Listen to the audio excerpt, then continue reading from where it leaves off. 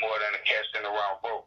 You know what I mean? Cutting grass. You got to cut grass and wash cars. They'll say you can't be hungry out here. Watch a starve out here, man. I can't be a part of that. You know, I'm just praying for them.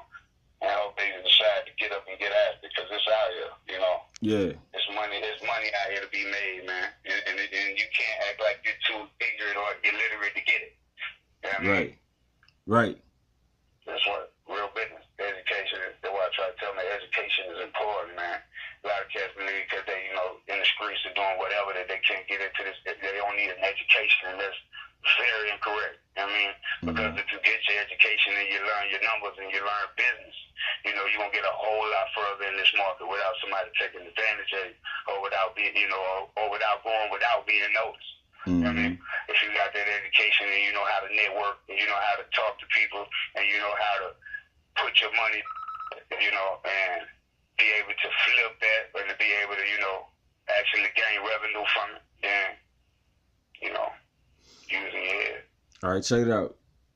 Can you remember, like, hearing, like, rap, like, the first rap song that made you feel like, man, I'm going to do this? Man, Bone Thugs and Harmony, man. You talking about my songs or somebody else? Somebody else, like the song that made you. Bone, man. I came up listening to Bone, man. I wrote me and my partners, we were Shane the Bowl, man. Big Ben, the guy that I signed to my label, actually was my childhood, you know, best friends coming up. Man, we listened to every Bone song that ever came out. We bought every Bone CD that came out. We all burned that one CD. You know, when the chick came in, we all go get the one CD and then buy a bunch of tapes. Take that one CD and bust it down, burn it to all these tapes. And we all had our own boombox in the room. And we all picked our own Bone Thug. You know what I mean? I was Flesh Bone when we were little. You know, my right. Crazy and Wish and Busy and Flesh. I mean, and Wish and Crazy, Busy and Lazy. We was all just in there every day. Rewind, play. You know, we'll pick a song. You do your guy verse, I'm gonna do mine. We rewind for all day, man. We listen to Bone every day until we learn how to rap their lyrics. So when I first started rapping, that's kind of how I rap. I used to rap real fast, just like Bone. Okay, cool shit. Yeah, until I finally kind of developed my own style when I started listening to other cats. But for a while, that's all we knew was Bone. Nobody else even got a chance. Yeah. All right, and when you got to doing your own music, like, what was your first song?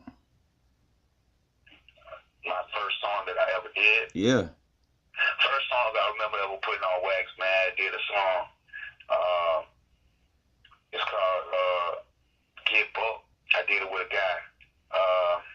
He was one of the guys that's supposed to be one of my engineers at the time. Me, a guy named there's a split rap on my label, Baby Cuz, and a guy named Soldier Boy. Now that was the very first, like, we had a computer mic.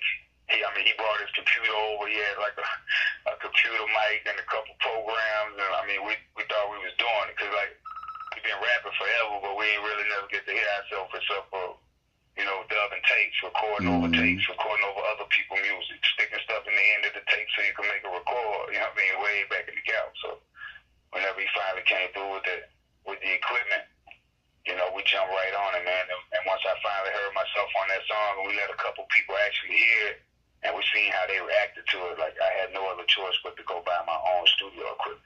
No doubt. So, you know, I went and bought all new equipment, you know, built my own studio, me and my dude, Trigger.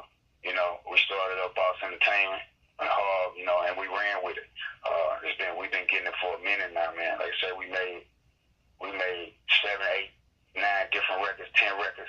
You know what I'm saying? They all did numbers. I did better than others.